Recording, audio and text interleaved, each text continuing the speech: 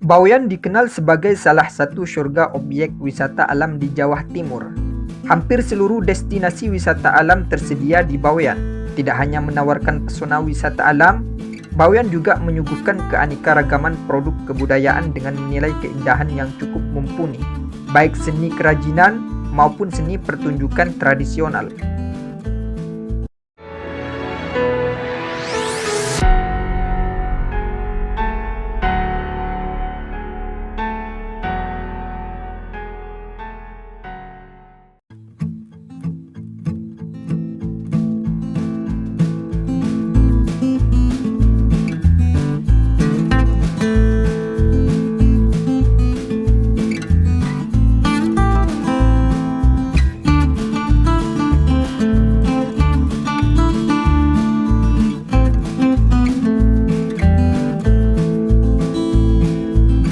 Bawean dikenal sebagai salah satu surga objek wisata alam di Jawa Timur.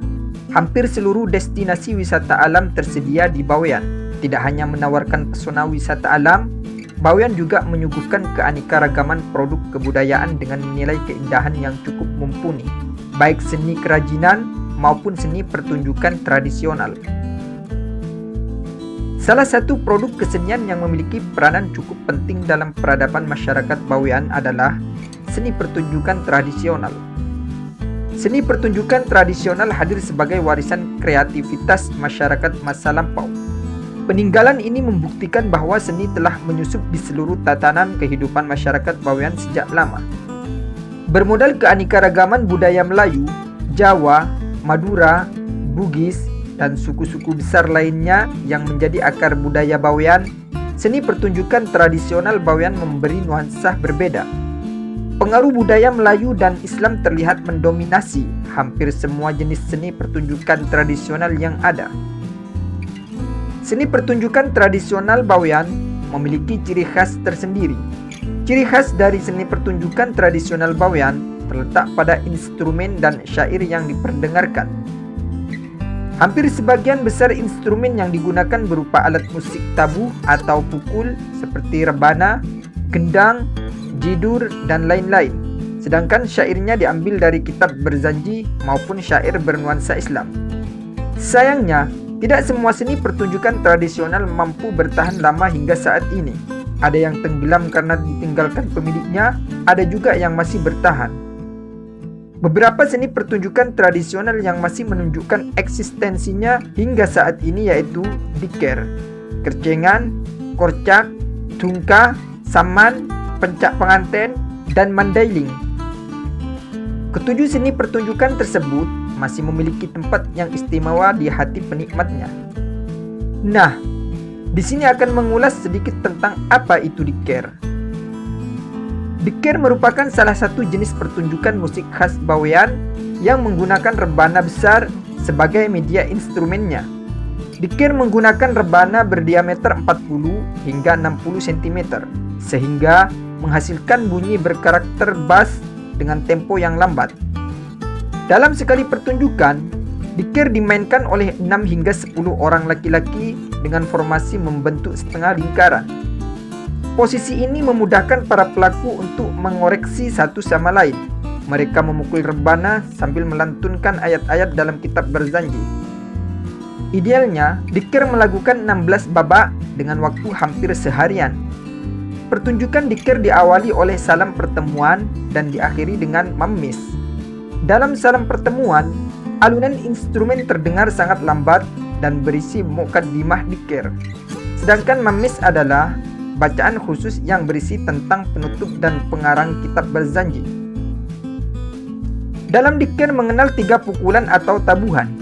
Yang pertama, ngalalakee, yaitu tabuhan dengan tempo agak cepat. Setelahnya, alunan ngabebinee yang memperdengarkan alunan instrumen agak lambat. Dan yang terakhir adalah nempeli. Nempeli ini adalah jenis tabuhan yang mengambil sela antara cepat dan lambat. Biasanya, tabuhan nempeli paling lambat dari ngalalakee dan ngabebinee.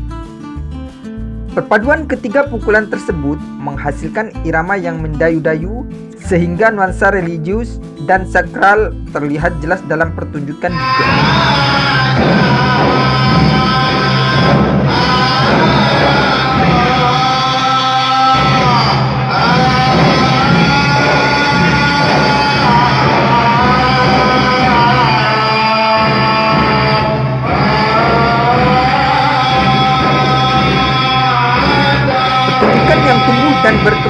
dari satu abad di bawaan ini memiliki banyak keunikan. Di antaranya, dzikir hanya ditampilkan satu kali dalam setahun, yaitu pada acara memperingati kelahiran Nabi.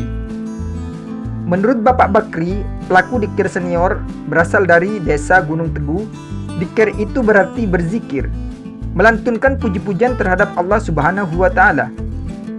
Dzikir merupakan wujud kegembiraan atas kelahiran Rasulullah Muhammad sallallahu alaihi wasallam.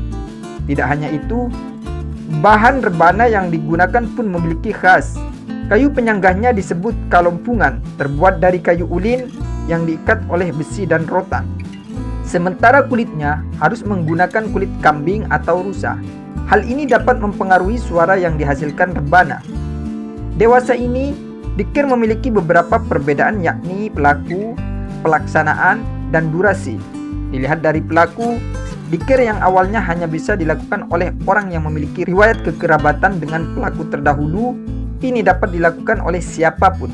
Begitu pula dengan pelaksanaannya. Untuk menonton dzikir, kita tidak harus menunggu bulan kelahiran Nabi. Dzikir dapat ditampilkan di acara-acara lainnya. Sementara untuk durasi, terlihat sangat mencolok. Dulu dzikir dilantunkan hampir seharian, sekarang dapat disesuaikan dengan kebutuhan acara. Meski untuk acara Maulid Nabi sekalipun, perubahan ini dimaksudkan sebagai upaya untuk menarik minat generasi muda agar menyukai, mempelajari, dan melestarikan dzikir itu sendiri.